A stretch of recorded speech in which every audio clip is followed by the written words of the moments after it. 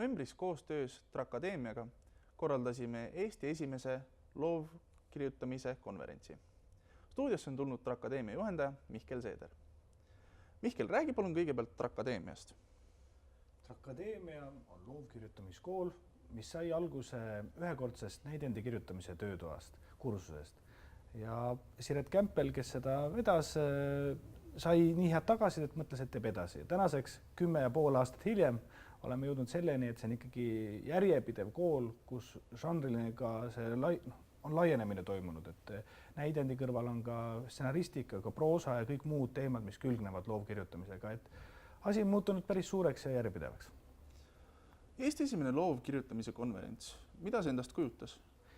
Jah, et siin tegelikult eelolevas klipis öeldi mitu ideed juba ära, aga see mõte on just sama, et loovkirjutamine ei pea olema kasulik ainult nii-öelda inimesel, kes soovib saada kirjanikuks.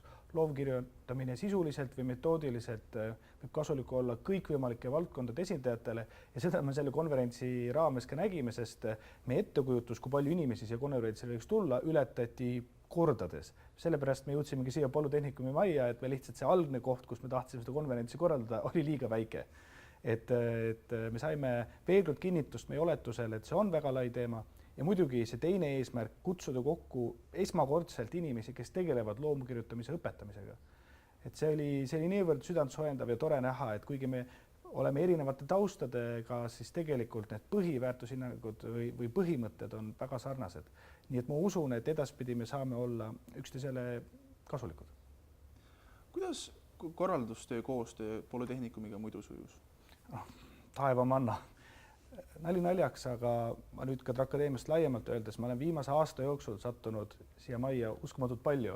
See filmivõistlus, ma sain ka Print Touchist osa nüüd see ja ma olen piinlik öelda, et veel aasta tagasi pole mul õrna aimugi, mis siin tehakse ja mis võimekus siin hoones olemas on, et kogu videoülekanne, kõik, mis sellega kaasas käis, rääkimata kõik muud organisatoorsed küsimused, et siin on juhendajad, siin on õpilased, kes nii kiiresti koopereeruvad, on suutelised kiireteks muutusteks ja muidugi oskus kõik võimalike probleemidega toime tulla.